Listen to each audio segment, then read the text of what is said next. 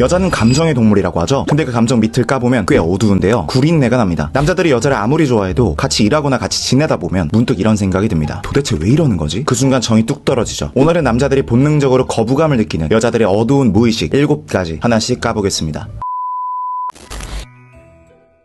7위는 바로 감정 이슈인데요. 여자친구나 여동생한테는 운전 연수해주면 안 된다, 이런 말 들어보셨죠? 왜 그럴까요? 운전이라는 게 안전이 걸려있는 문제다 보니 말투가 예민해질 수 있거든요. 모르겠으면 일단 브레이크를 좀 밟아, 이 말을 한 3번이나 했는데도 계속 위험하게 운전합니다. 아니 브레이크를 밟으라니까. 남자는 본능적으로 짜증낼 수밖에 없어요. 근데 여자들은 어떻게 나오나요? 말투가 왜 그래? 왜 화를 내? 나 집에 갈래. 평소에만 이러면 좋겠지만 여자랑 일이라는 걸 같이 해보신 분들은 다 공감하실 거예요. 여자들은 공과사를 구분 못해요. 감정을 내세우는 경우가 많은데요. 남자들은 이 좀 빡세도 어떻게든 해보자 하고 버팁니다. 근데 여자들은 감정 이슈가 생겨요. 직장 상사가 남자 직원한테 그 사람이 할 수 있는 120에서 130%의 일을 줍니다. 남자 직원은 어떻게든 해내려고 하는데 여자 직원한테는 90%만 줘도 힘들다고 티를 냅니다. 피드백을 들을 때도 달라요. 남자는 혼나면 죄송합니다 하고 다음날 아무렇지 않게 인사를 하는데 여자들은 몇 주, 심하면 몇 달 동안 삐진 걸 티냅니다. 그래서 말을 아끼게 돼요. 업무 지시 하나하나 조심스럽게 해야 하죠. 실제로 어떤 여성 CEO는 본인이 여성이지만 여자는 절대 안 뽑는다고 다짐했다고 합니다. 여자는요, 진짜 와이파이처럼 삽니다. 항상 신호를 뿌리고 다니는데요. 여자 핸드폰을 보신 적 있나요? 그렇게까지 안 예쁜 평범한 여자조차 DM, 카톡, 좋아요, 댓글, 남자한테 연락 진짜 많이 옵니다. 근데 그게 계속 유지돼요. 왜 그럴까요? 그 여자가 그렇게 인기가 많아서? 아닙니다. 그 신호를 받아주니까 이어지는 겁니다. 답장을 해주니까 남자들은 나한테 마음이 있나 하고 착각을 하는 거죠. 근데 여자는 정작 큰 관심도 없어요. 그냥 여지를 주는 겁니다. 무의식적으로요. 그게 여자의 생존 방식입니다. 혹시 더 좋은 남자가 나타날 수도 있잖아, 이 생각이 깔려있는 거죠. 남자는 여자를 보면 좋다 아니다 이렇게 딱 0 아니면 1로 나뉘는데 여자는 그게 아닙니다. 0.3, 0.5, 0.8 애매한 구간을 남겨놔요. 어장관리를 하는 거죠. 근데 생물학적으로 보면 이게 이해는 되는데 여자는 평생 몇 번 안 되는 임신 기회를 가지니까 본능적으로 최고의 유전자를 고르기 위해 와이파이 신호를 계속 켜놓는 거예요. 여자는 와이파이, 남자는 블루투스, 이런 말이 괜히 나온 게 아닙니다. 남자들이 극혐하는 여자의 무의식 5위는 바로 신데렐라 신드롬인데요. 이거 진짜 무섭습니다. 여자 머릿속 어딘가에는 늘 이 환상이 깔려있어요. 언젠가 백마탄 왕자님이 나타나서 나를 구해줄 거야. 특히 어릴 때 강남이나 번화가 쪽에서 놀던 여자들을 보면 이게 더 심한데요. 강남에서는 돈 좀 있는 남자들이 밥 사고 술 사고 여자들한테 돈을 쉽게 씁니다. 그런데 남자 입장에서는 그냥 한번 어떻게 해보려고 하는 겁니다. 근데 여자들은 그걸 고지고대로 받아들이는데요. 역시 나는 남자들한테 먹히네. 나는 이런 남자랑 결혼할 급인가 봐. 이렇게 착각을 하죠. 그때부터 눈은 하늘 위로 올라가고 현실 감각은 바닥으로 떨어집니다. 문제는요, 그 잘나가는 남자들이 그 여자들이랑 결혼 생각을 할까요? 절대 아닙니다. 머리 두드리면 텅텅 빈 소리 나는 여자랑 결혼을 하겠어요? 제대로 된 여자들과 결혼하겠죠. 근데 신데렐라병 걸린 여자들은 끝까지 인정을 안 하는데 나는 아직 준비 안 됐을 뿐이야. 내 사람은 아직 안 나타났을 뿐이야. 이러면서 계속 기다립니다. 아무것도 안 하면서요. 그렇게 30 중반 후반이 되면 결혼 시장에서 진짜 잔인하게 현실을 맞아요. 남자 입장에선 진짜 답답한데 자기 인생을 바꿀 노력을 한다든가 자기 객관화할 생각을 안 하고 누가 나 좀 데려갔으면 이런 생각이 나니까요. 제가 실제로 들었던 얘기입니다. 예전에 제가 오피스텔 고층에 살 때 창밖에 보면 재개발이 안 된 판자촌 같은 데가 있었는데요. 집에 놀러온 여자애가 술 한잔 하더니 저기 사는 사람들 너무 불쌍하지 않아? 이러는 겁니다. 그래서 제가 말했죠. 저기 사람들 대부분 돈 없어서 사는 거 아니야. 재개발 기다리면서 버티는 거야. 그랬더니 갑자기 정색하면서 아니, 안 불쌍하다고? 인간적으로 너무하다. 그 순간 느꼈어요. 이 여자는 이상한 도덕심에 취해 있구나. 진짜 현실은 안 보고 착한 척하는 나에 취해 있는 거죠. 남자 입장에서 진짜 피곤합니다. 논리가 안 통하거든요. 그러면서 자기 빼고 다른 사람은 나쁜 사람으로 만드는데요. 이런 유형의 여자들의 문제점은 이거예요. 옳은 말을 하려는 게 아니라 옳은 사람처럼 보이고 싶어 한다는 거죠. 결국 현실보단 이미지가 중요하고 도덕적인 것보다 도덕적인 척하는 게 더 중요한 건데 문제는 이런 여자들이 시끄럽다는 겁니다. 진짜로 남을 돕는 사람은 조용한데 이런 부류는 꼭 보여주기식 착함을 연출하다 보니 남자 입장에선 굉장히 거슬립니다. 남자들이 극혐하는 여자의 무의식 3위, 바로 회피입니다. 이건 저도 진짜 싫어하는 건데요. 남자들이 진짜 미치는 순간이 있습니다. 바로 싸우면 입 닫는 여자예요. 아니 뭐가 문제야? 됐어. 됐다고. 이게 끝입니다. 남자는 싸워도 풀자, 말로 정리해보자 쪽으로 가요. 근데 회피하는 여자들은 얘기 자체를 안 합니다. 오히려 왜 화나는지 그 이유를 모르냐고 남자 탓을 하는데요. 알고 보면 별 이유도 아닙니다. 웃긴 건 자기도 자기 잘못인 걸 알아요. 근데 그걸 인정하는 순간 진짜 자기 잘못이 돼버릴까봐 입을 다물어 버립니다. 그래서 싸울 때도 미안하다고 안 해요. 대신 이렇게 말하죠. 왜 그렇게 말해? 이성 대신 자존감이 앞서거든요. 남자들은 여자들의 감정적인 면을 싫어하는 게 아닙니다. 문제는 감정을 말로 표현하지 않고 숨기는 거죠. 싸우면 대화로 풀 생각은 안 하고 거리두기, 피해자 모드로 들어갑니다. 그리고 마지막엔 꼭 이렇게 말하죠. 넌 내가 왜 힘든지도 몰라. 근데 정작 그 이유를 본인도 모릅니다. 남자들이 극혐하는 여자의 무의식 2위 바로 느그식 공감입니다. 이거 진짜 아이러니한데 여자들은 맨날 공감 좀 해줘 이 타령하면서 정작 남자의 공감 방식은 공감해주지 않아요. 예를 들어 여자친구가 아파라고 하면은 남자는 나름대로의 공감을 해줍니다. 약 먹었어? 쉬어야겠다. 해결해주는 방식으로 말이죠. 그럼 돌아오는 말 뭔지 아세요? 아니 약 얘기 말고 걱정은 안 해줘? 우리 입장에선 힘든 일 있으면 빨리 해결을 해야 더 안 힘들어지는 건데 왜 같이 앉아서 슬퍼하라는 건지 이해가 안 되는 거죠. 근데 여자는 그걸 무심하다, 센스 없다라고 해석합니다. 심지어 공감은 이렇게 하는 거야. 공감을 가르치려 들어요. 진짜 어이없는 건 남자의 방식을 틀렸다고 단정 짓는다는 거예요. 나는 착한 사람, 너는 공감 못하는 나쁜 사람. 이런 프레임으로 몰고 갑니다. 여자들은 우쭈쭈 안 해주면 공감 안 했다고 삐지는 거예요. 남자들은 단순합니다. 힘들면 도와주고 아프면 낫게 해주는 게 사랑이에요. 근데 여자는 같이 슬퍼해줘야 사랑이라고 착각하죠. 결국 남자의 공감은 해결 중심, 여자의 공감은 감정 중심. 문제는 둘 중에 한쪽만 내 방식이 맞다고 우기는 거죠.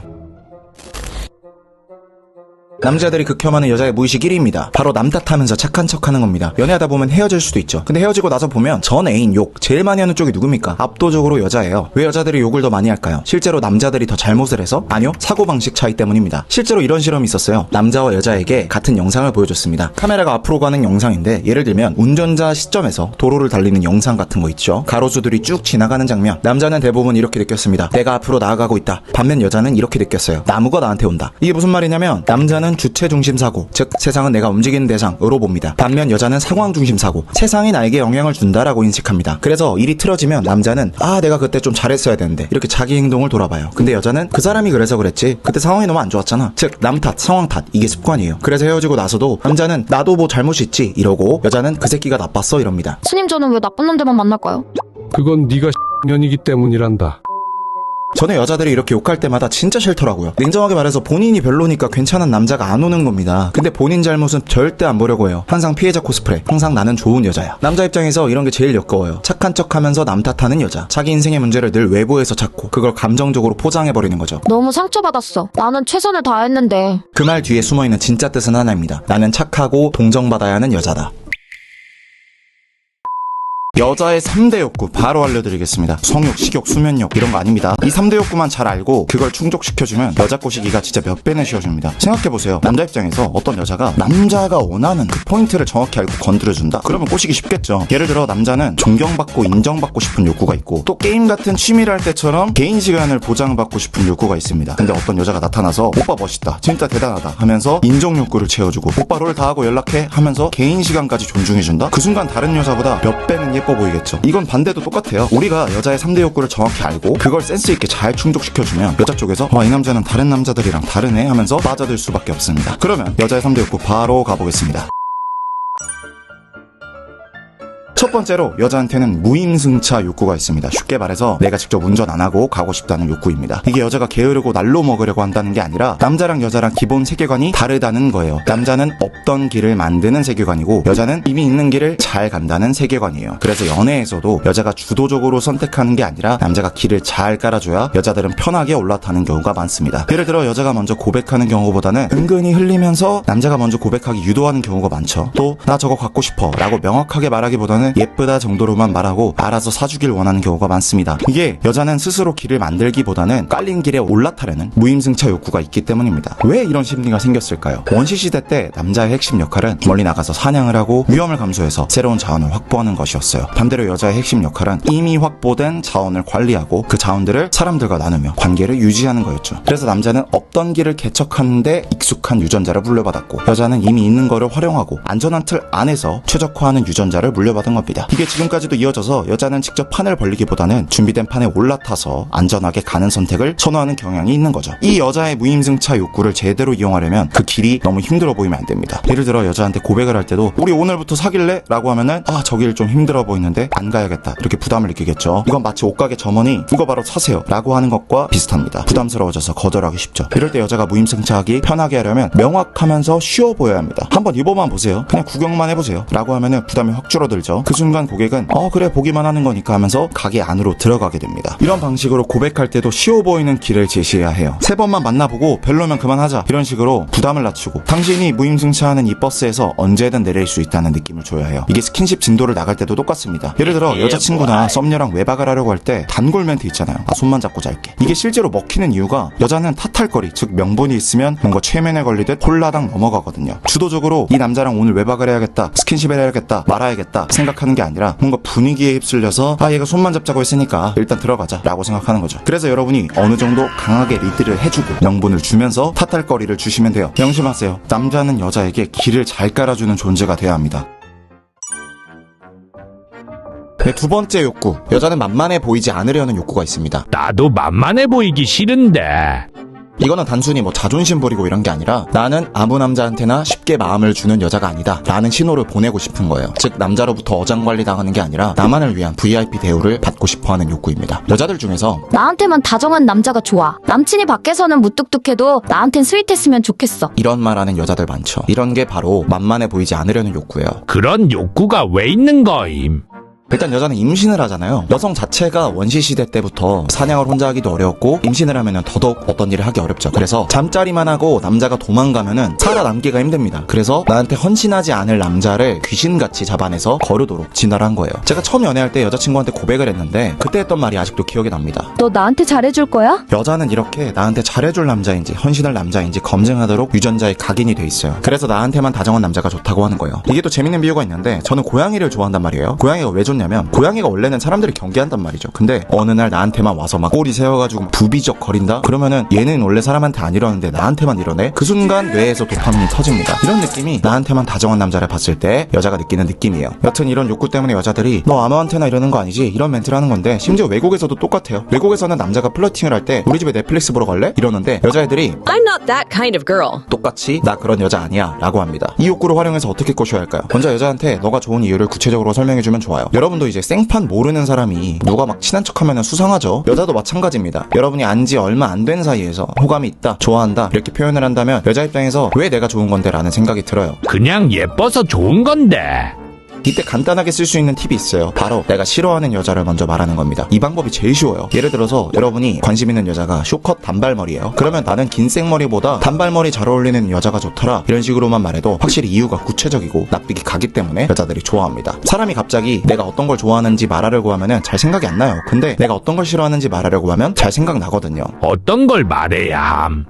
방금 말한 것처럼 머리 스타일을 말해도 좋고 나는 까만 여자 별로 안 좋아하는데 너는 하얘서 좋아 라고 해도 되고 나는 너무 말이 적은 여자는 싫은데 너는 말을 잘해서 좋아 라고 해도 됩니다. 그리고 이렇게 싫다라고 말하는 게 효과가 좋은 또 다른 이유가 있습니다. 사실 좋다 싫다 그냥 말만 다르게 하는 거지만 좋다라고 하면은 그러면 다른 여자도 좋다는 거네? 라는 생각을 여자가 해요. 그래서 진정성이 없는 느낌이 드는데 싫다라고 하면은 뭔가 기준도 확실해 보이고 다른 여자는 싫다는 거구나 하면서 여자가 좀 안심하는 효과가 있어요. 괜히 말만 다르게 했는데 여자는 필터를 거쳐서 본인이 선택당한 느낌을 받고 이건 나만 해당되는 거네 라고 느끼는 거죠. 또 여자들한테는 나는 너를 가볍게 보지 않아, 너를 진지하게 생각해 이런 느낌을 줘야 진짜 마음을 받을 수 있는데 여기서 꿀팁이 있습니다. 여자한테 뭘 해줄 때마다 원래 안 이러는데 라는 말을 붙이는 거예요. 원래 카톡 길게 안 하는데 너랑은 대화가 잘 풀린다. 원래는 누가 뭐 갖고 싶다고 해도 잘 안 사주는데 너는 그냥 사주고 싶더라. 원래 주말에 약속 잘 안 잡는데 너는 보고 싶어서 잡았다. 이렇게 원래 안 한다는 전제를 깔면은 여자들이 특별 대우받는 느낌이 들면서 엄청 좋아요. 진정성도 보여주면서 동시에 뭘 해도 여자가 당연하게 여기지 않게 됩니다.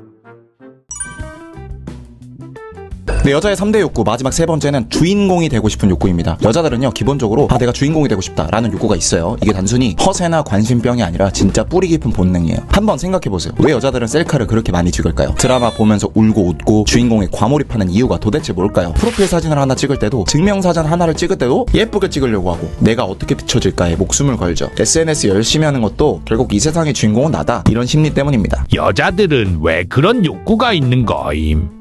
이 원시시대 때 여자는 임신과 양육을 전담했죠. 그럼 안전과 자원을 확보했어야 되는데 어떻게 해야 했을까요? 눈에 띄는 존재가 되는 게 유리했어요. 눈에 띄어야 집단에서 보호받고 음식도 얻고 더 나은 남자와 짝짓기 기회도 확보할 수 있었죠. 그래서 지금까지 내려온 게 바로 주인공이 되고 싶은 본능입니다. 쉽게 말해서 주인공 욕구 이꼬르 생존과 번식 성공 확률을 높이려는 뿌리 깊은 본능이라는 겁니다. 그러면 이 욕구를 어떻게 활용해야 할까요? 많은 남자들이 보통 여자를 보면은 예쁘다 너 최고다 이런 식으로만 가죠. 근데 그러면은 문제가 생깁니다. 여자를 주인공 취급해주겠다고 우쭈쭈 해주면서 남자가 조연으로 전락해버리는 거예요. 주도권 잃어버리고 족밥 취급당합니다. 그래서 조연이 되는 것도 아니고 주인공이 되는 것도 아니라 감독의 포지션이 돼야 돼요. 감독은 주인공을 무대에 세워주되 판을 짜는 사람이죠. 즉 남자는 조용히 지켜보다가 이해해주고 해석을 해주면 좋습니다. 예를 들어 어떤 여자가 인플루언서도 하면서 알바도 하는 투잡 쓰리잡이라고 해볼게요. 보통 조연 역할을 자초하는 남자들은 와 너 진짜 열심히 산다 이 정도로만 흔한 반응을 해줘요. 여기서 감독 포지션으로 관찰해주고 칭찬한다면 진짜 배우를 감독해줄 때처럼 왜 그렇게 열심히 사는 건지 진심으로 궁금해주는 거예요. 예를 들면 보통 사람들은 힘들면 일단 멈추거든. 근데 넌 왜 그렇게까지 해? 라고 물어봤을 때 몰라. 그냥 내가 이렇게 안 하면 뒤처지는 것 같아서? 솔직히 힘들긴 한데 멈추면 불안해. 민지가 이렇게 대답할 수 있겠죠. 그러면 일단 불안이 나쁜 게 아니다. 그게 너가 열심히 사는 이유다. 뭐 이런 식으로 따뜻한 말을 해주고 그래서 사람들이 너보고 멋있다고 하고 믿을 수 있는 사람이라고 하는 거구나 라고 하면서 인정을 해주면 좋겠죠. 결론적으로 드라마의 조연처럼 아부 떠는 게 아니라 여자 주인공의 욕구를 인정해주되 남자는 관찰자, 감독의 포지션을 잡아야 합니다. 이때 여자는 이 남자는 정말 나를 특별하게 비춰주네 하면서 강하게 빠져들 수밖에 없어요. 네, 오늘은 여자 성욕에 대해서 알아보겠습니다. 성욕 많은 여자 특징, 성욕 많은 여자에 대한 오해, 그리고 똑똑한 여자가 개방적인가, 그리고 성욕 많은 여자 나이, 마지막으로 여자의 성욕을 자극시키는 법까지 알아볼 거예요.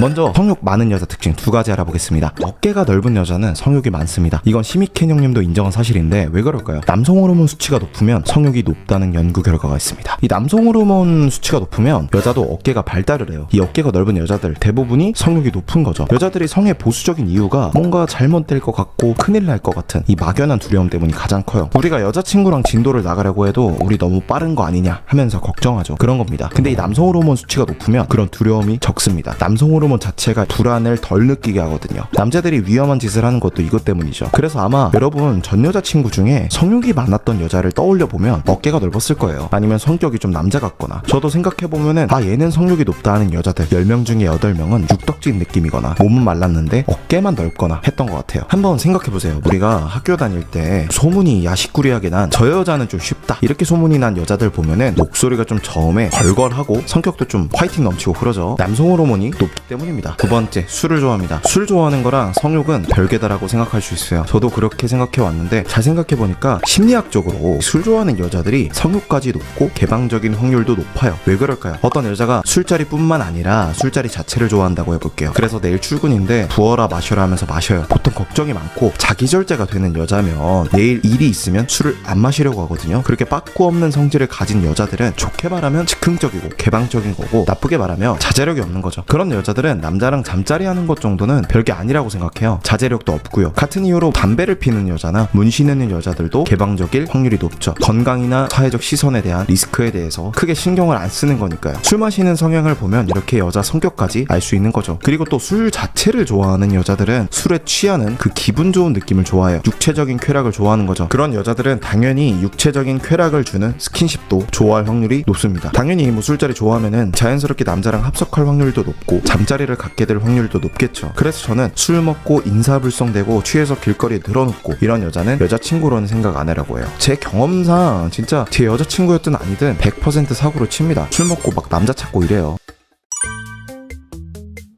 다음은 여자 성욕에 대한 오해입니다. 무슨 오해일까요? 성욕이 많으면 쉬운 여자라는 오해입니다. 남자분들이 이렇게 생각하더라고요. 성욕이 많으면 쉽다. 아닙니다. 성욕이랑 쉬운 거랑은 별개예요. 성욕이 많은 거는 말 그대로 자주 야한 생각이 든다. 자주 하고 싶다. 이런 거고 개방적이라는 거는 남자랑 잠자리를 하는 데 있어서 거부감이 크게 없는 오픈마인드를 말하는 거예요. 뭐 한 번 할 수 있지. 별거 있나? 이렇게 생각하는 거죠. 성욕이 많아도 나는 첫 만남에는 안 해. 이러면서 스킨십 하는 데 있어서 보수적일 수 있어요. 남자친구가 생겨야 스킨십을 많이 하는 타입이죠. 반대로 그닥 성욕이 없고 그닥 잠자리 할 때 좋아하지도 않은데 개방적일 수는 있어요. 그냥 남자친구가 하자고 해서 의리로 하는 경우도 있고 그렇게 좋진 않은데 남자들이 하자고 하면 오케이 하는 경우도 있고요. 성욕 많은 여자는 오히려 어렵습니다. 왜 성욕 많은 여자는 어려울까요? 첫 번째로 기가 셉니다. 남성 호르몬이 많은 여자들은 기가 세요. 이런 여자들과 스킨십을 하려면 적어도 편한 사이는 돼야 하거든요. 여러분이 기가 세서 찍어 누르진 못해도 기죽어서 찐따처럼 있으면 안 됩니다. 근데 이런 여자들 앞에서 쫄기가 쉬워요. 두 번째로 성욕이 높은 여자들은 보통 남자 보는 눈이 깐깐합니다. 성격도 개방적이고 털털하고 노빠꾸다 보니까 이미 남자 경험이 많고 파트너가 있던 적도 많을 겁니다. 그래서 남자라는 존재가 너무 익숙하고 편하고 어떻게 보면 만날 거 다 만나봐서 질리는 경지까지 오른 여자들이 많습니다. 세 번째, 성욕이 많고 심지어 개방적인 여자, 즉 그냥 쉬운 여자도 좋은 밤을 보내기가 쉽지 않습니다. 왜 그럴까요? 여러분 앞에만 있으면 쉽게 스킨십을 허락해줄 여자가 세상에 많지만 여러분 앞에 데려오기가 쉽지 않아요. 쉬워 보이는 사람은 다른 남자들도 다 알아채고 빨리 낚아채가기 때문이에요.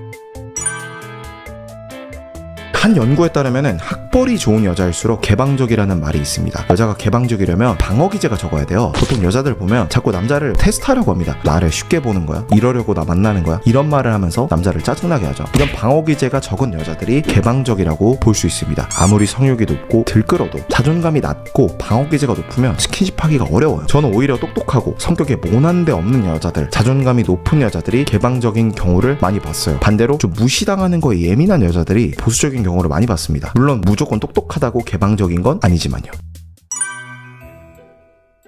여자는 언제 성욕이 많을까요? 딱 두 부류로 나뉘어요. 남성 호르몬 많은 여자들 있죠. 보통 노는 거 좋아하는 여자들 말입니다. 그런 여자들은 20대 초반이 전성기입니다. 남자랑 비슷해요. 남자도 20대 초반이 전성기죠. 남성 호르몬이 많은 그런 여자들이 20대 후반쯤 돼서 대화를 해보면 나 왜 이렇게 성욕이 줄었지? 이런 남자 같은 말을 합니다. 반면에 평범한 여자분들은 30대가 막 돼서 성욕이 끓어오르는 분들이 있어요. 20대 중후반에 연락했던 여자가 갑자기 30대 돼서 연락 오는 경우 엄청 많아요. 저도 어렸을 때 알던 누나가 있었는데 집에 데려가서 거의 다 성공했었는데 제가 그때 서툴기도 해서 아무것도 못한 경험이 있었거든요. 그리고 연락도 끊겼죠. 근데 그 누나가 30대 초반이 되니까 연락이 와요. 뭐 하자는 건가 싶었죠. 근데 결국 만나서 제가 잡아먹혔습니다. 그래서 솔직하게 누나 그때는 뭐 그렇게 안 해주더니 왜 지금 와서 이러냐, 누나도 30대 돼서 성욕 오른 거냐 장난치니까 자기도 모르겠는데 맞는 것 같다 하더라고요. 이런 재밌는 경험도 있었습니다. 여러분들도 만약에 20대 중반 여자랑 잘 되고 있었는데 실패하면은 몇 년만 기다려보세요. 거짓말처럼 잘 될 수도 있습니다.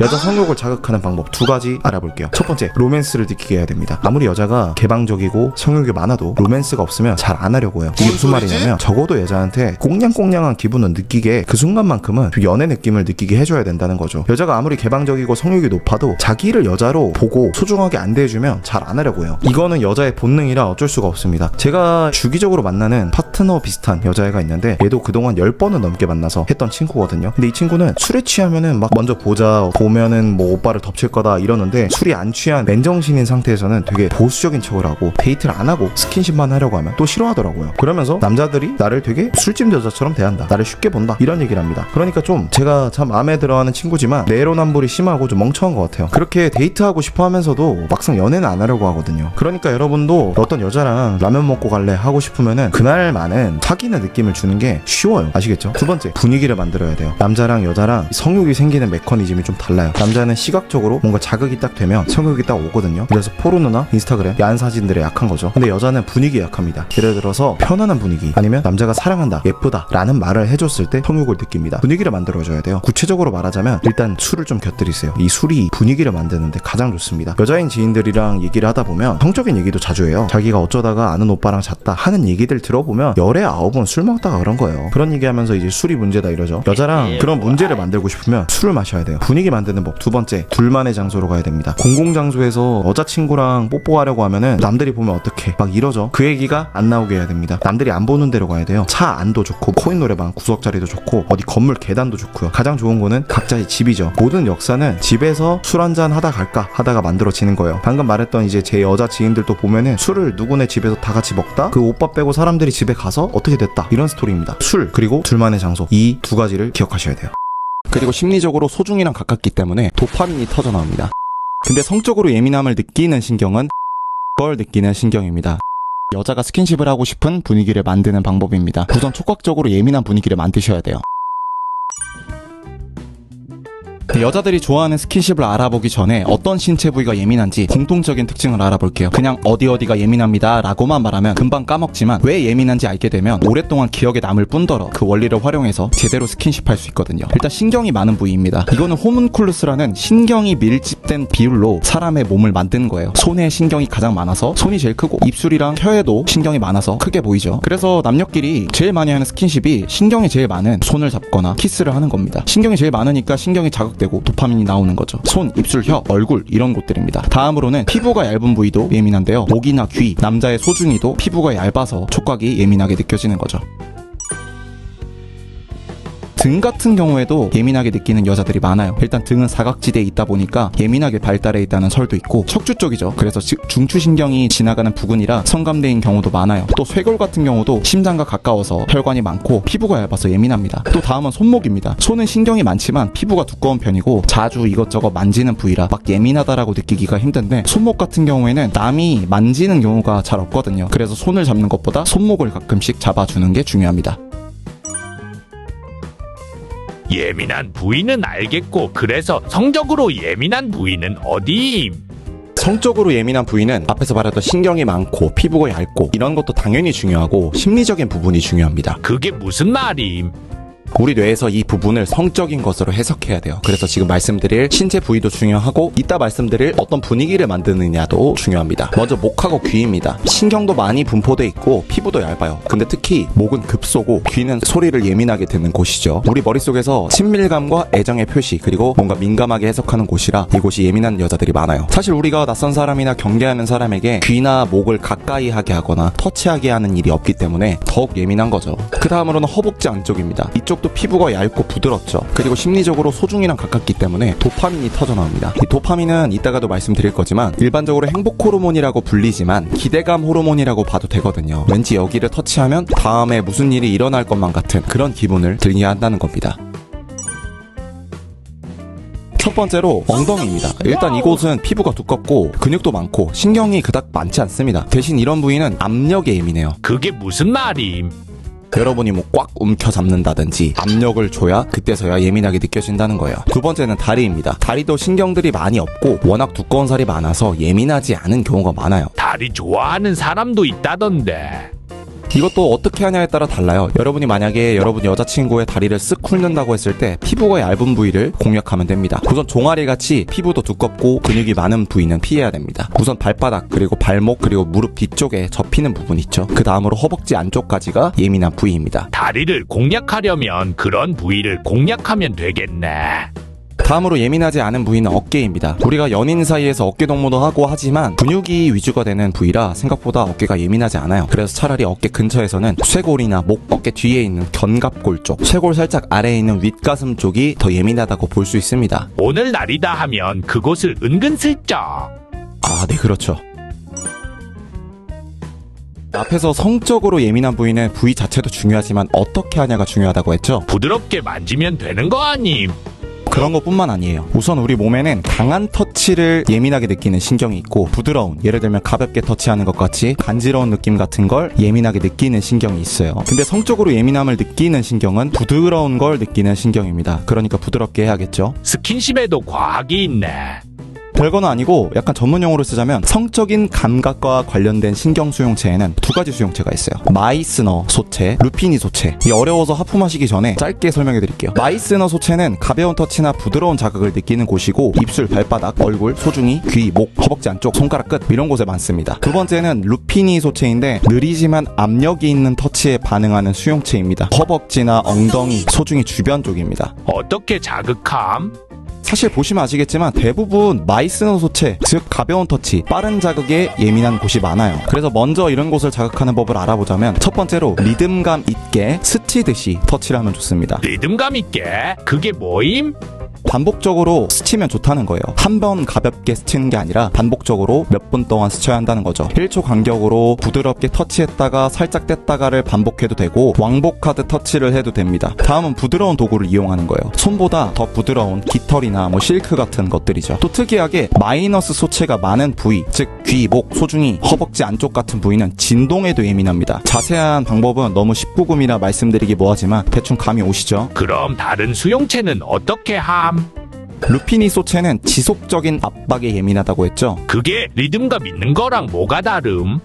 마사지로 치면은 리듬감 있는 거는 아로마 오일을 발라서 왔다 갔다 살짝 터치하는 거면은, 루피니 소체는 지압하는 것처럼 부드럽게 꾹 누르는 겁니다. 엉덩이같이 피부가 두껍고 신경이 많지 않은 곳은 압력이 예민하다고 했죠. 이런 곳은 줬다 폈다 하는 게 아니라 지그시 몇십 초 동안 압박을 가해야 한다는 겁니다. 손바닥도 사실 꽤 피부가 두껍기 때문에 스치는 걸로는 자극이 잘 안 오죠. 그래서 꼭 잡고 있잖아요. 이 노래의 가사에서도 그렇고 손을 꼭 잡는다 이런 말을 쓰는 게 루피니 수용체의 원리 때문이죠. 님이 꽈임. 정리하자면 피부가 두꺼운 곳은 지속적으로 몇십 초 이상 압력을 가하는 게 좋고 부드럽게 터치해야 하고 피부가 얇은 부위들은 대부분 반복적으로 리듬감 있게 쓰다듬듯이 스치듯이 터치를 해주는 게 좋다는 겁니다. 한두 번만 만지지 마시고요. 그리고 느리게 해야 합니다. 왜 느리게 해야 함? 이 센서는 느리게 움직이는 것에 더 집중하기 때문이에요. 여러분 피부 중에 얇고 부드러운 곳을 아무거나 만져보면은 그냥 빠르게 마찰을 하는 것보다 부드럽게 터치를 할 때 확 느낌이 오는 걸 느끼실 거예요. 네, 앞에서 예민한 부위를 알려드렸는데 여자가 하고 싶지 않으면 아무런 소용이 없겠죠. 다음은 여자가 스킨십을 하고 싶은 분위기를 만드는 방법입니다. 우선 촉각적으로 예민한 분위기를 만드셔야 돼요. 어떻게 함?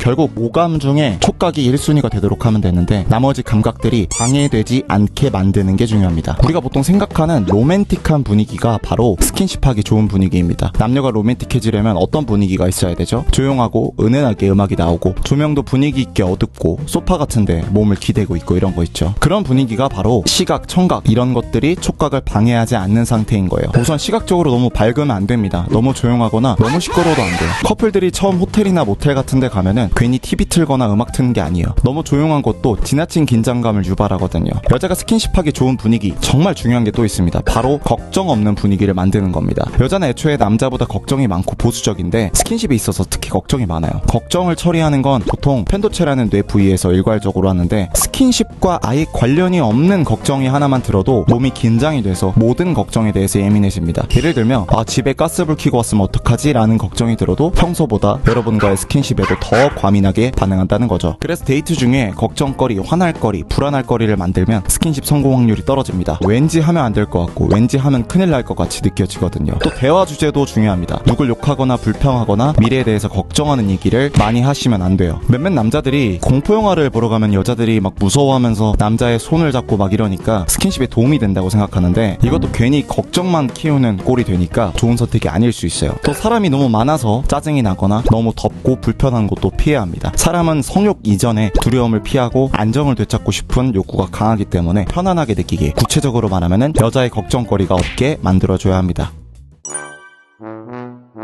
사람들 술 마시면 스킨십 많이 하던데. 그건 이성이 마비되면서 과감해지기 때문이에요. 또 술을 마시면 친밀감과 관련되는 옥시토신도 분비됩니다. 술 먹으면 괜히 친해지고 그러죠. 또 이성이 마비되면서 걱정도 줄어들고 도파민도 더 나오게 됩니다. 그래서 스킨십뿐만 아니라 위험한 짓도 많이 하는 거예요. 술 안 먹으면 어떡함? 술을 안 먹어도 괜찮아요. 원리만 똑같이 이용하면 됩니다. 우선 사람을 과감하게 만들 수 있는 분위기를 만들면 좋겠죠. 과감한 분위기를 만들려면 첫 번째로 낯선 환경에 가면 됩니다. 외국에 가보신 분들은 알겠지만 외국에 가면 뭔가 한국에서 억제되어 있던 게 풀리는 느낌이에요. 장소도 바뀌고 한국 사람도 없고 잠깐 있다 갈 거니까 내 안에 있던 규칙, 규범 같은 것들이 없어지는 느낌을 받으셨을 거예요. 그래서 남자든 여자든 외국만 나가면은 한국보다 더 개방적이게 됩니다. 스킨십하러 외국까지 가야 함. 외국에 가면 좋겠지만 그건 어려우니까 비슷한 효과만 주면 돼요. 드라이브를 간다든지 야경을 보러 간다든지 산길 같은 곳 있죠. 평소랑 다른 낯선 공간 그리고 사람이 별로 없는 곳들로 가면은 스킨십에 있어서 더 과감해집니다. 다음은 술의 효과 중에 친밀감을 올려주는 방법인데 아까 말했던 친밀감과 관련된 호르몬인 옥시토신이 중요합니다. 옥시토신은 살에 맞댈 때 분비되는데 그래서 내가 마사지를 잘한다고 하면서 여자의 어깨나 손 같은 거를 마사지해주면 좋습니다. 또 데이트 코스를 아예 옥시토신이 많이 분비되는 곳을 가면 좋습니다. 어디를 가야 함? 강아지 카페 같은 데 가면 좋아요. 그런데 가면은 이제 처음 보는 강아지들이 먼저 꼬리 흔들면서 다가오고 쓰다듬어 주고 그렇게 되는데 이 썸녀랑 손을 잡고 싶다 하면은 그런 공간에서 처음 시도하면 성공률이 높겠죠. 옥시토신도 많이 분비되고 강아지랑 스킨십을 계속 하다 보니까 스킨십 자체에 개방된 상태이기 때문이죠.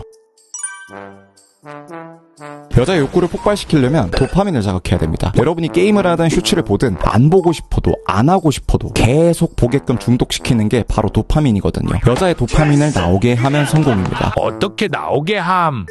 도파민은 예측이 안 될 때 나와요. 슈트도 다음에 뭐 나오려나 하면서 보고 게임도 이거 깨면 어떻게 되려나 하는 재미로 하게 되죠. 도박처럼 성공할지 말지 모르는 그런 상황도 마찬가지입니다. 그래서 스킨십도 예측이 안 되게 해야 여자 뇌에서 도파민이 마구 분비됩니다. 만질 줄 알았는데 안 만진다. 안 만질 줄 알았는데 만진다. 이런 것들이죠. 그래서 뭐 눈으로 안 보이는 부위를 터치해서 예측이 안 되게 하거나 뭐 눈을 가리든 불을 끄든 해서 하는 방법이 있죠.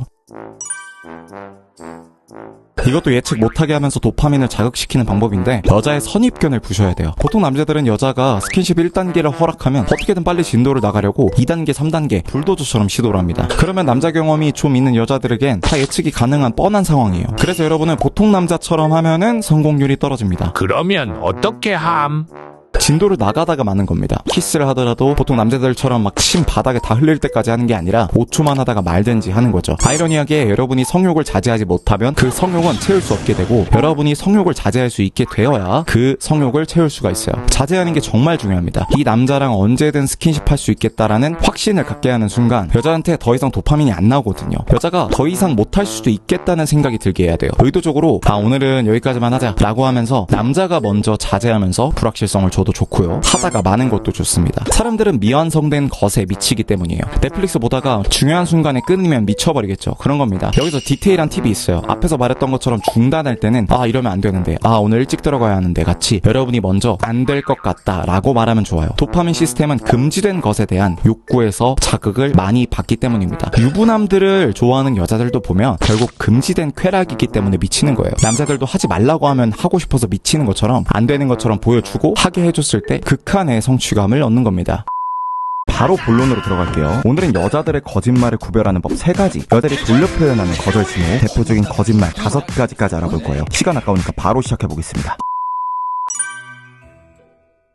여자의 거짓말을 구별하는 방법 첫 번째, 언어 패턴을 보세요. 이건 범죄 프로파일러들도 사용하는 방법인데 상대방이 어떤 말투를 쓰는지, 어떤 단어를 선택하는지, 어떤 표현을 하는지 보면서 거짓말하는지, 이 사람의 성격은 어떤지 보는 겁니다. 포인트는 사람이 거짓말할 때 평소에 안 쓰는 말을 쓴다는 거예요. 첫 번째 방법은 수동태를 쓰는지 보세요. 수동태, 우리 학교 영어 시간에 배웠죠? 내가 컵을 떨어뜨렸다 라고 말하는 게 아니라 컵이 떨어졌다 이렇게 말하는 거예요. 실제로 사람들은 거짓말을 할 때 수동태를 사용하는 경향이 있어요. 예를 들어서 범죄자들을 조사하다 보면 범죄자가 이제 사람을 넘어뜨렸다고 쳐봐요. 근데 뭔가 둘러대려고 그 사람이 갑자기 넘어졌어요 라고 진술하는 경우가 많아요. 왜 그럴까요? 사람이 당당하고 진실을 말할 때에는 내가 100점을 맞았어 라고 하죠. 즉 주체가 있습니다. 근데 거짓말하는 사람은 자신의 행동에 대한 책임을 회피하거나 줄이려고 주체를 빼버리는 거예요. 수동태를 사용해서 이 행위의 주체를 모호하게 함으로써 뭔가 내가 그 사건에서 간접적인 역할을 한 것처럼 꾸미거나 나랑 상관이 없는 것처럼 내 책임이 아닌 것처럼 표현을 하는 거죠. 그래서 여자들이 거짓말을 하는지 보려면 수동태를 쓰는지 보세요. 여러분이 여자한테 데이트 신청을 하고 거절당할 때에도 여자가 수동태를 쓰는 경우가 많아요. 여자가 내가 요즘 바빠서 라고 말하면 진짜일 확률이 높지만 요즘 바빠져서 라고 수동태로 표현하면 거짓말일 확률이 더 높겠죠. 그리고 썸녀나 여자친구가 연락이 안 돼서 왜 연락 안 했냐 라고 여러분이 했어요. 근데 여자가 핸드폰이 꺼져서 이렇게 얘기를 하면 일부러 꺼놓고 거짓말을 하는 거거나 책임 회피를 하려고 하는 거니까 거리를 둬야겠죠. 진짜거나 여자가 책임감 있는 성격이면 핸드폰 충전을 못해서 라고 했을 거니까요. 거짓말을 구별하는 방법 두 번째는 애매하게 말하는지 보는 겁니다. 이건 수동태랑도 연관이 있는 건데 사람은 거짓말을 할 때 책임을 회피하려고 긴장을 하다 보니까 평소에 안 쓰는 말 합니다. 아마, 언젠가 이런 애매한 단어를 쓰면서 둘러대는 거죠. 실제로 범죄 용의자들을 조사하다 보면 경찰이 폭행 범죄가 주변에 일어났는데 들어봤냐? 아시냐? 라고 물어보면 아마 그런 일이 있었던 것 같기도 해요. 이렇게 모호하게 말한다고 합니다. 그래서 여러분이 여자한테 만나자고 했는데 요즘 약속 잡을 여유가 없다. 일이 너무 많다. 라고 하면은 진짜 바쁜 거지만 최근에 일에 치이고 있어서 계획이 있어서 이렇게 애매하게 말하거나 나중에 시간 될 때 봐요. 이렇게 구체적인 약속을 잡을 의지가 없어 보이면 거짓말이고 거절의 신호겠죠. 거짓말을 구별하는 방법 세 번째는 상세하게 말하는지 대충 말하는지 보는 겁니다. 즉 구체적으로 말하는지 아닌지 보면 돼요. 사람은 진실을 말할 때는 자기 말이나 주장을 뒷받침하기 위해서 구체적인 사실, 예시, 경험들을 얘기해요. 그리고 일관적이고 자세하고 팩트 위주로 말합니다. 근데 거짓말을 할 때는 팩트가 아니다 보니까 구체적이지가 않습니다. 누가 지각을 할 때도 오늘 7시에 끝날게 7시 반에 끝나서 지금 부랴부랴 택시 잡았는데 늦을 것 같다 라고 말하면 진짜일 확률이 높지만 강남이라 차가 막혀서 이렇게 애매하게 말하면 그냥 늦게 나고 거짓말일 확률이 높겠죠. 또 남자가 어제 누구 만났어 라고 말했는데 여자가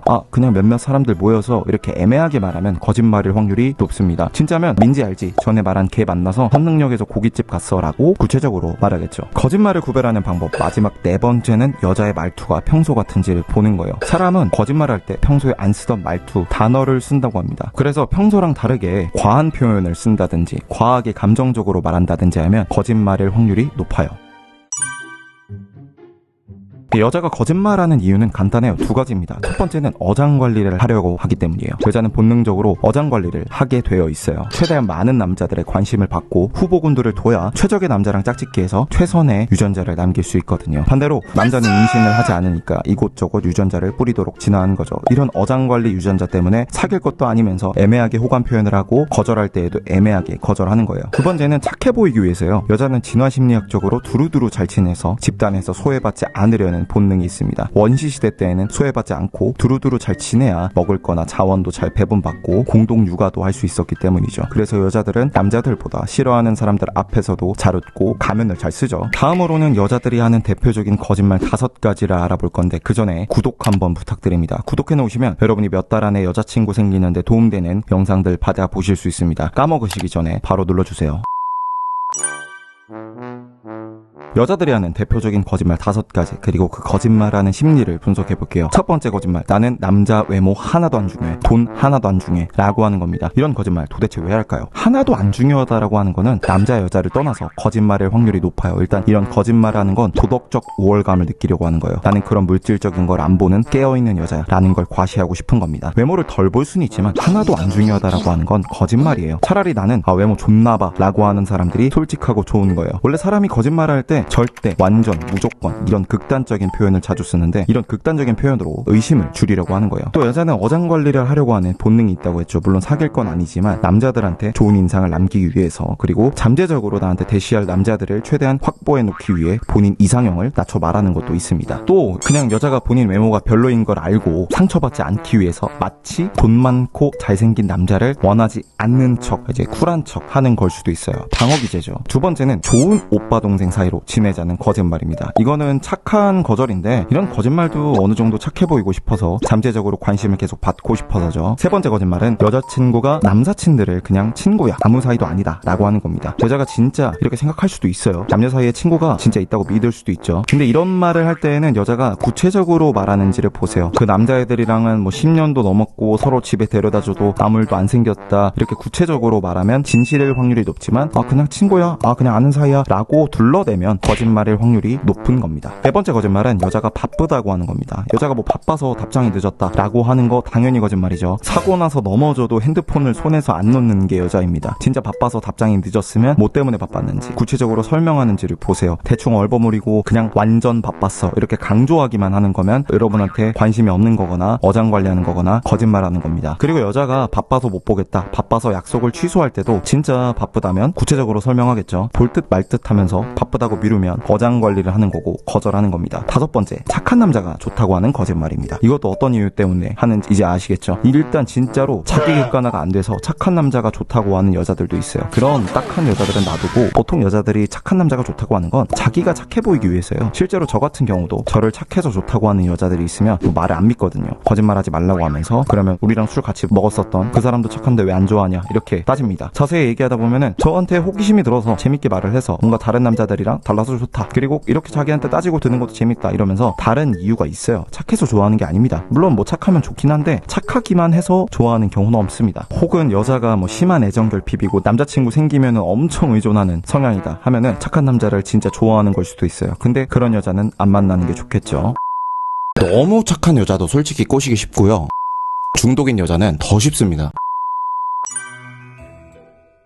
첫 번째는 인스타 중독인 여자입니다. 하루에 스토리 뭐 거의 10개씩 올리고 맨날 셀카 찍는 사람들 있죠. 이렇게 인스타 중독인 여자들이 꼬시기가 쉽습니다. 왜 그런 걸까요? 하루에 스토리를 막 10개씩 올린다는 거는 나 여기 있어, 누가 좀 봐줘, 이런 인정받고 싶어하는 인정 욕구가 강하다는 겁니다. 제가 아는 여자 동생 중에 스토리를 적으면 하루에 5, 많으면은 20개씩 올리는 여자애가 있어요. 이 친구는 댄스 강사인데 자기가 키우는 고양이 사진부터 해서 춤 연습하는 것도 올리죠. 여기까지는 괜찮습니다. 근데 자기가 빨리 애를 낳고 싶은데 지금 바빠서 연애를 못한다더니 인간관계 때문에 스트레스를 받는다더니 이런 뭐 쓸데없는 얘기까지 올려요. 이 친구가 뭐 밥 먹는 사진을 올렸다고 쳤을 때 맛있겠다라고만 보내도 여기 맛있겠죠, 와보셨어요, 여기는 무슨 메뉴가 맛있어요, 이런 식으로 장문으로 답이 옵니다. 이렇게 인스타 중독인 사람들은 다른 사람들이 보내는 답장 하나하나에 울고 웃거든요. 이왕 답장이 왔는데 이 관계를 뭔가 친하게 만들고 싶은 거예요. 그래서 급발진하는 겁니다. 그래서 이 친구는 맨날 이상한 남자들이 대쉬하면은 그대로 넘어가서 사귄다는 소문도 많고 몇 주 뒤에는 헤어진 다음에 또 저격글 같은 걸 올리더라고요.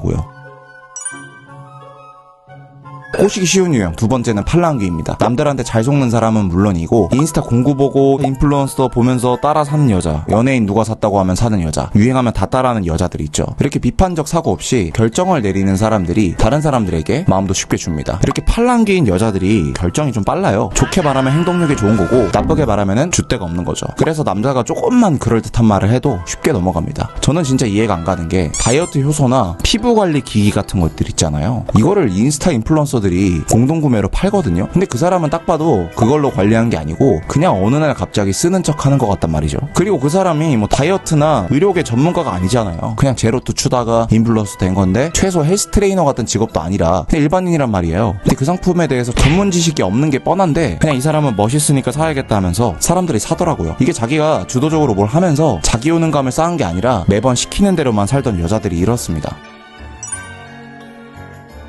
세 번째 유형, 너무 겸손한 여자입니다. 이건 이유가 되게 재밌는데 주변에서 이런 사람 한 번쯤 본 적 있을 거예요. 예쁘다, 착하다, 칭찬 같은 거라면은 과도하게 아니라고 하는 사람들 말이죠. 싫은 소리 못하고 거절 못하고 다른 사람들 챙기느라 바쁜 사람들. 이거는 남자분들 중에서도 꽤 많을 거예요. 이런 여자들을 순종덕이다, 착하다 하면서 좋아하는데 마냥 건강한 사람들이 아니에요. 이런 여자들은 누가 작정하고 꼬시려고 하면 정말 잘 넘어갑니다. 누가 작정하고 사기치려고 해도 정말 잘 당해요. 혹시나 여러분 중에 이런 분이 있다면 꼭 집중해서 보세요. 이런 분들이 이제 칭찬을 잘 못 받는 거는 주목받는 거를 싫어해서 그래요. 괜히 칭찬 같은 걸 받으면서 기대치를 높였다가 실망시키면 안 된다 이런 욕구가 있거든요. 그리고 자존감이 낮아서 나 착한 거 아닌데 왜 칭찬하지? 나 예쁜 거 아닌데 왜 칭찬하지? 이런 거부감을 갖습니다. 이렇게 불안정한 사람들이 다른 사람들한테 잘 당해요. 이렇게 사람들한테 거절당하는 게 무서워서 갈등 없이 지내려고 하다 보니까 내 욕구를 지워야 한다는 신념을 갖고 살거든요. 그래서 누가 큰 요구를 해도 싫다는 말을 못해요.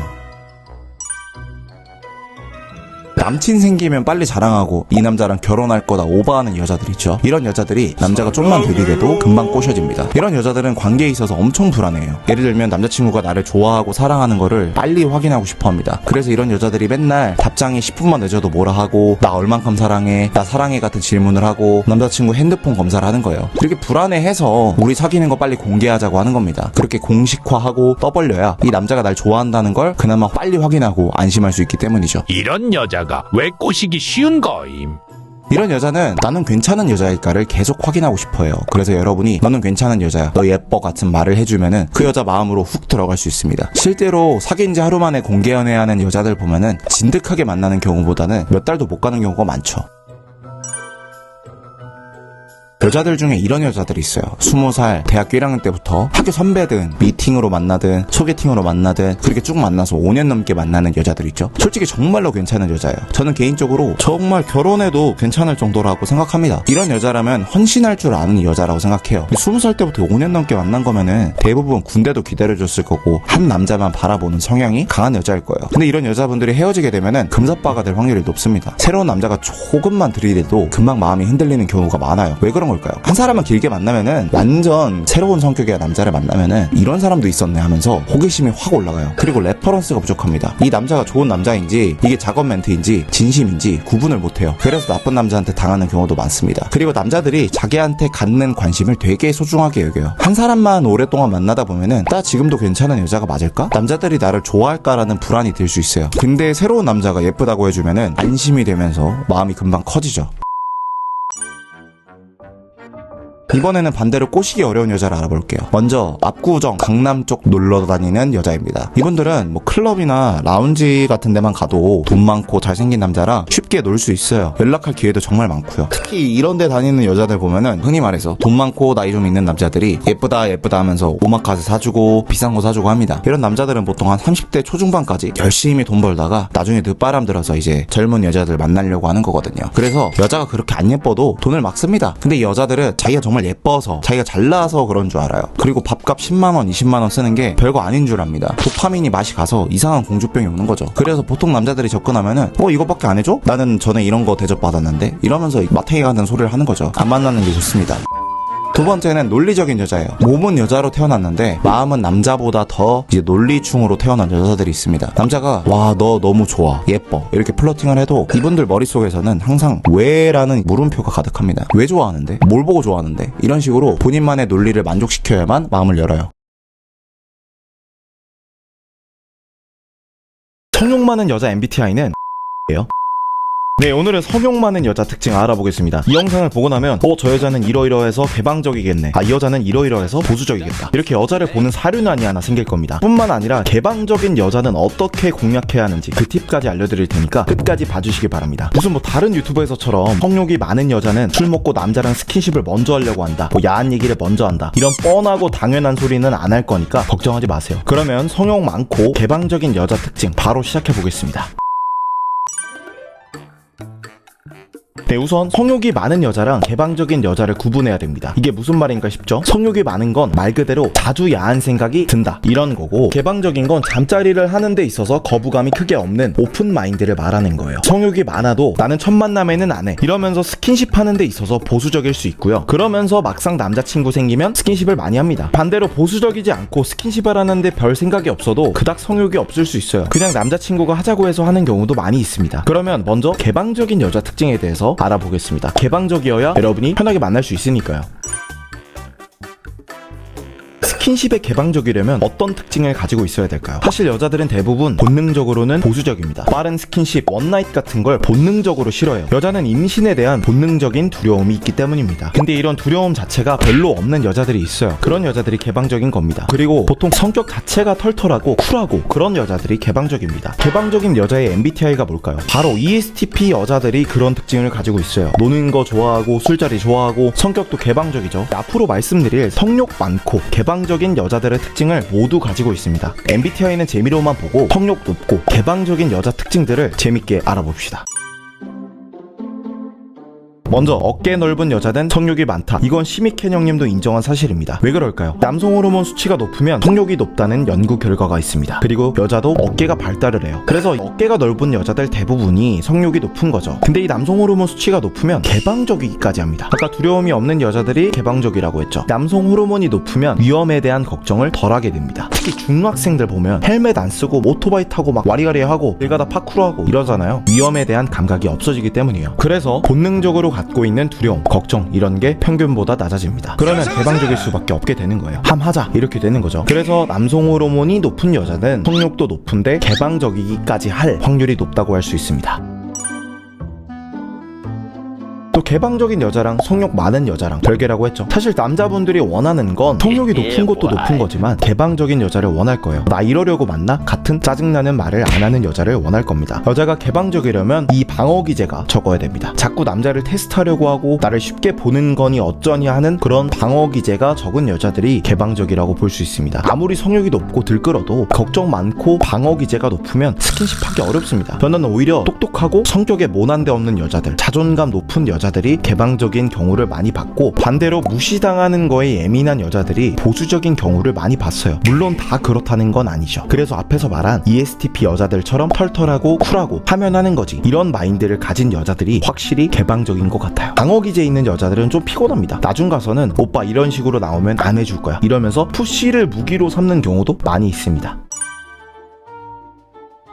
성욕이 많은 여자들이 생각보다 흔합니다. 개방적인 여자도 꽤 볼 수 있어요. 그럼에도 여러분과는 별로 관련이 없으실 겁니다. 어른들은 이런 얘기를 합니다. 길 가다가 아파트들 보고 세상에 이렇게 집이 많은데 왜 내 집이 없냐, 이런 얘기랑 똑같습니다. 성욕이 많은 여자들이 많은데 왜 나한테 안 오나, 이런 생각 해보셨을 거예요. 왜 성욕 많은 여자들은 어려울까요? 첫 번째로 기가 셉니다. 남성 호르몬이 많은 여자들, 예를 들면 ESTP, ENTP 이런 여자들이 기가 존나 셉니다. 이런 여자들과 재밌게 놀고 좋은 밤을 보내려면 여러분이 기가 세서 찍어 누르진 못해도 기죽어서 찐따처럼 있으면 안 되거든요. 두 번째로 보통 남자 보는 눈이 깐깐합니다. 성격도 개방적이고 털털하고 노빠꾸다 보니까 이미 남자 경험도 많고 파트너가 있었던 적도 많을 겁니다. 그래서 남자라는 존재가 너무 익숙하고 편하고 어떻게 보면 만날 거 다 만나봐서 좀 질리는 경지에 오른 여자들이 많습니다. 그러면 이런 여자들 어렵잖아요. 어떻게 공략해야 될까요?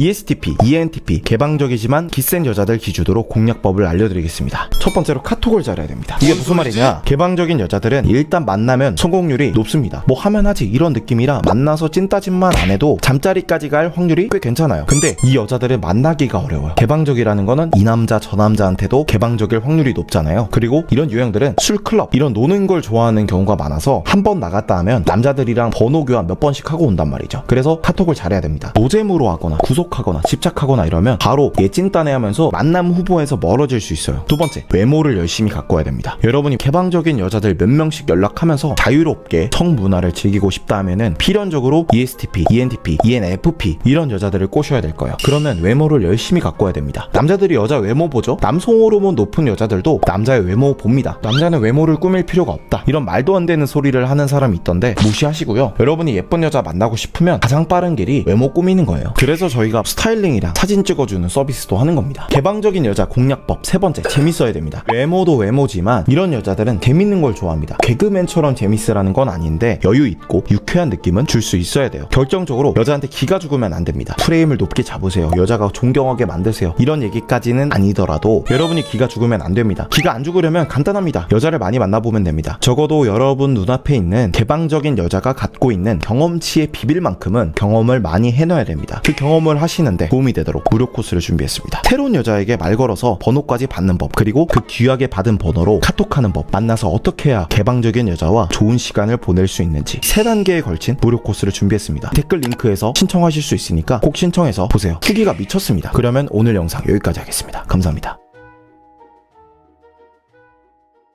여자가 콘돔을 안 끼려고 한다? 그러면 100% 바람이에요. 여자가 너무 천사같이 착하다? 그래도 의심해야 됩니다.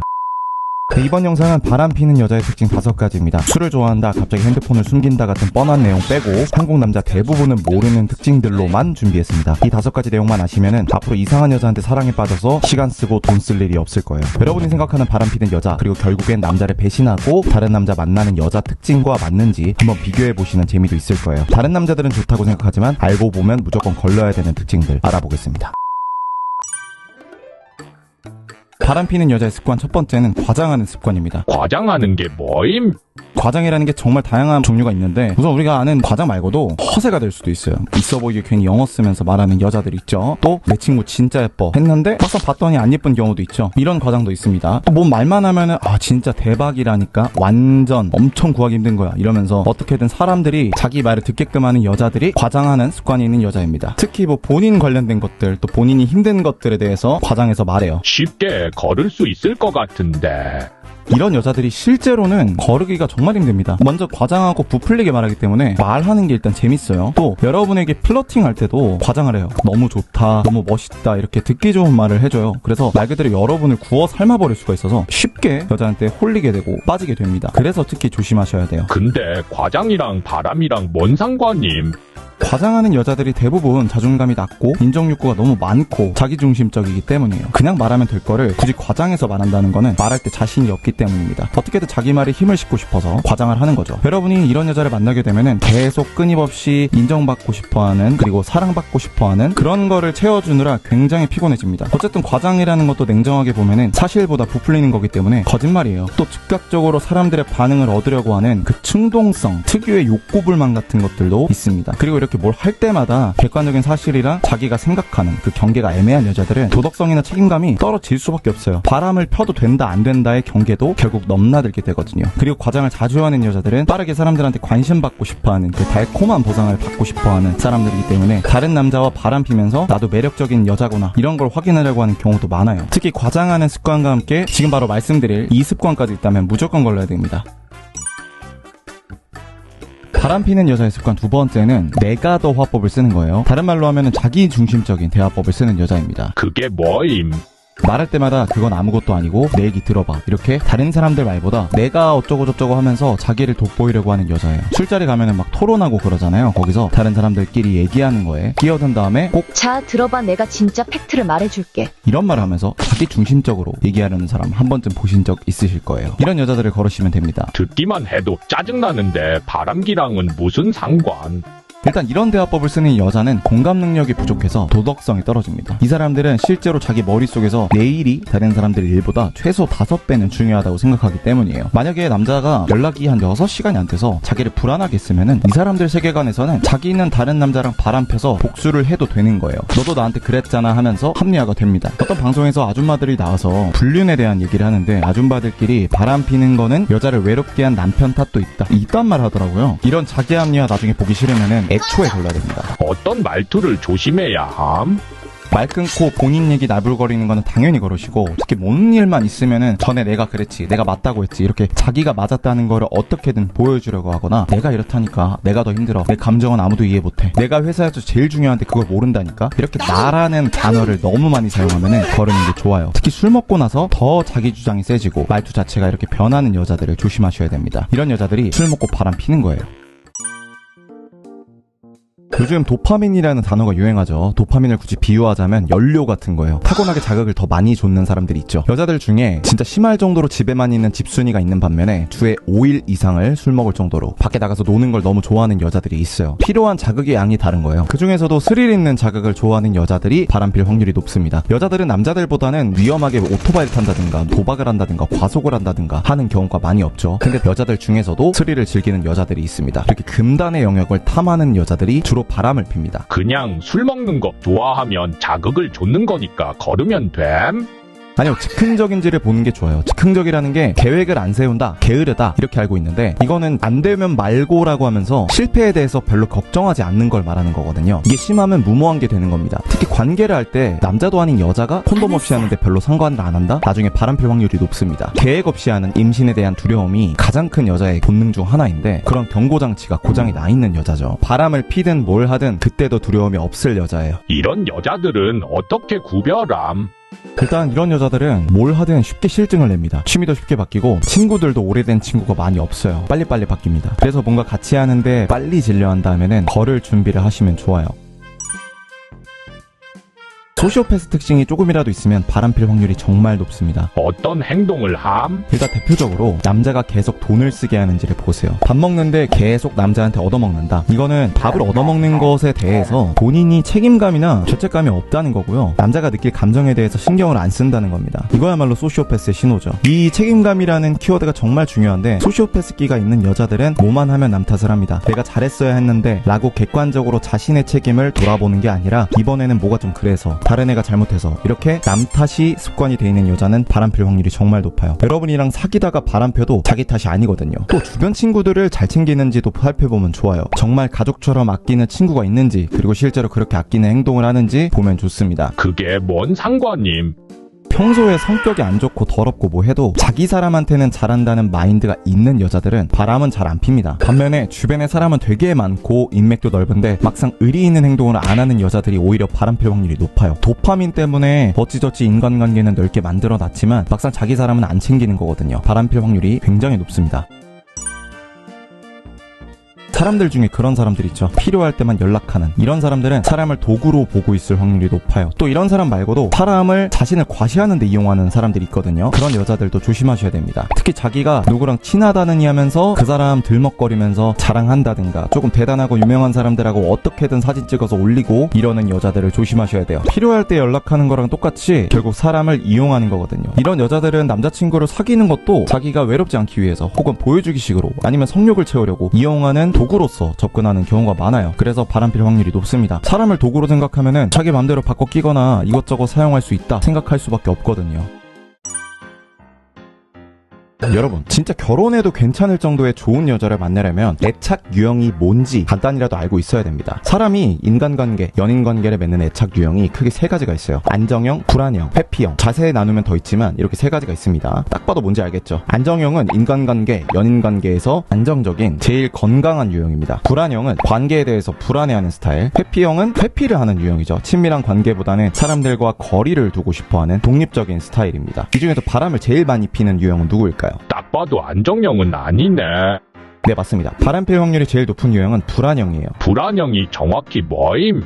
강아지로 치면은 분리불안이 있는 강아지들이 있죠. 주변에 항상 자기를 돌봐줄 사람이 필요한 유형이에요. 계속 나 사랑해라고 물어보거나 관심을 계속 받으려고 하는 유형이죠. 인스타 중독자 같은 여자들이라고 보시면 돼요. 예쁨 받으려고 바람피는 거임? 네, 그것도 맞습니다. 근데 다른 이유가 있어요. 이 사람들은 남자친구가 있어도 불안해하거든요. 이런 여자들은 남자친구가 있지만 나중에라도 없어질까봐 걱정을 해요. 즉, 남자친구가 없는 상태, 사랑받지 못하는 상태를 못 견뎌야 하기 때문에 헤어지면 어떡하지라는 걱정을 합니다. 그래서 계속 환승할 수 있는 후보를 만들어 놓으려고 해요. 심리학 용어로 이제 현재 안식처를 하나 두고 예비 보험을 들어놓는다 해서 이중 방어 전략이라고 합니다. 이런 여자는 어떻게 구분함? 일단 앞에서 말했듯이 과도하게 애정을 확인하려고 하는지를 보면 좋아요. 연락이 늦는 것에 너무 예민해하거나 계속 의존적이거나 그런 것들 말이죠. 대부분의 남자분들이 모르는 불안형 여자를 구별하는 의외의 구별법이 있습니다. 바로 지나치게 착하다는 거예요. 그게 뭐임?